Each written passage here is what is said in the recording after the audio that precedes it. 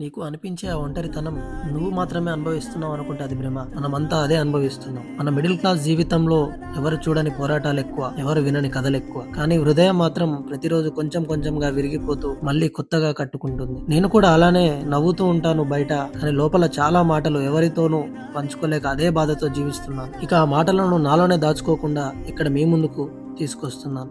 ఇది పెద్ద ఛానల్ కాదు, పెద్ద ప్రణాళికలు లేవు. కేవలం ఒక చిన్న మనసు మాత్రమే పెట్టి నిజంగా మాట్లాడే, నిజంగా వినే విధంగా నేను ఇది చెప్తున్నాను. చాలా నిజముగా చెప్తున్నాను. నేను పర్ఫెక్ట్ కాదు, నా వాయిస్ పర్ఫెక్ట్ కాదు, నా జీవితం కూడా పర్ఫెక్ట్ కాదు. కానీ నేను ఏదైతే మనస్ఫూర్తిగా చెప్తున్నానో అది నిజం. ఇది నా బాధ, నా ఆశ. నువ్వు నన్ను ఓసారి సపోర్ట్ చేస్తే, ఒకసారి వినడానికి వచ్చి కూర్చుంటే, నువ్వు కేవలం ఒక క్రియేటర్నే కాదు, ఒక మిడిల్ క్లాస్ మనిషి జీవిత పోరాటాన్ని ప్రోత్సహిస్తున్నట్టు. ఈ ఛానల్ పేరు ఎందుకు మీ మిడిల్ క్లాస్ రైటర్ అంటే, ఇక్కడ నేను రాసేది నా కథ కాదు, నీది నాది మనందరి పోరాటం గురించి. నిజాయితీగా చెబుతున్న బ్రదర్, నీ సపోర్ట్ నాకు చాలా పెద్ద శక్తి.